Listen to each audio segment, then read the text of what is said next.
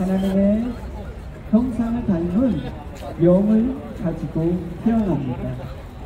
이 영은 이 세상의 영, 악령과 그리고 하나님의 영, 성령이 있는데 이 어떤 영과 함께 살고 있느냐에 따라서 마귀의 사람이 되거나 아니면 하나님의 사람이 됩니다. 이에 이 보이지 않는 영은 정말로 중요한 것입니다. 예수님을 믿으면 하나님의 영, 성령을 받아 다시 태어납니다.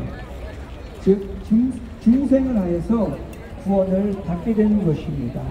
이 중생이란 죄로 인해 죽은 우리 영혼이 성령으로 거듭난다는 것입니다. 우리가 중생하기 전에 우리 인간은 어떤 존재였습니까?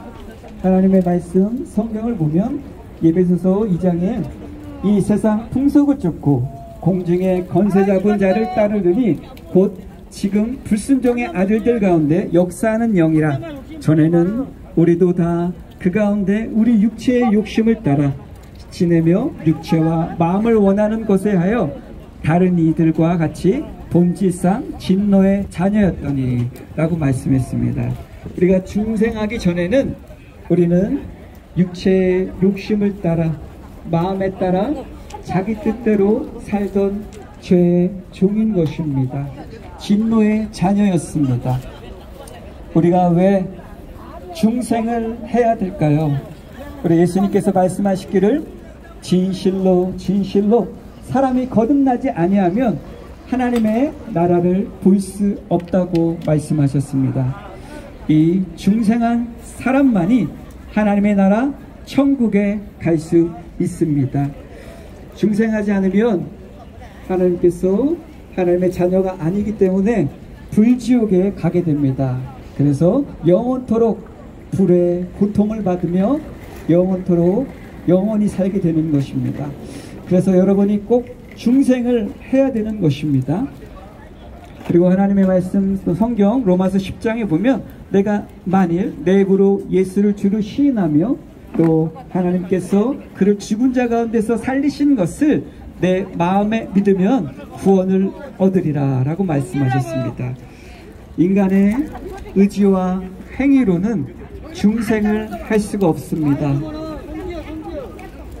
그래서 오직 예수 그리스도를 우리가 믿고 앞에 나와서 나의 지은 모든 죄를 회개하고 예수 그리스도를 믿어야만 우리가 중생을 하고 변화를 받게 되는 것입니다.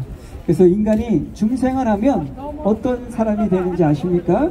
우리가 하나님의 말씀을 보면 성경을 보면 요한복음 1장에 영접하는 자, 곧 그 이름을 믿는 자들에게 하나님의 자녀가 되는 권세를 주셨다고 말씀하셨습니다. 이는 혈통이로나 육종이로나 사람의 뜻으로 나지 아니하고 오직 하나님께로 난자라고 말씀하셨습니다. 그래서 첫째로 우리가 하나님의 자녀가 된다는 것입니다. 그리고 하나님의 말씀 또 성경에 보면 고린도전서 3장에 너희가 하나님의 성전인 것과 하나님의 성령이 너희 안에 거하시는 것을 알지 못하느뇨. 누구든지 하나님의 성전을 더럽히면 하나님이 그 사람을 멸하시리니 하나님의 성전은 거룩하니 너희도 그러하리라. 둘째로 우리가 성령과 동행하는 삶을 살 수 있다는 것입니다.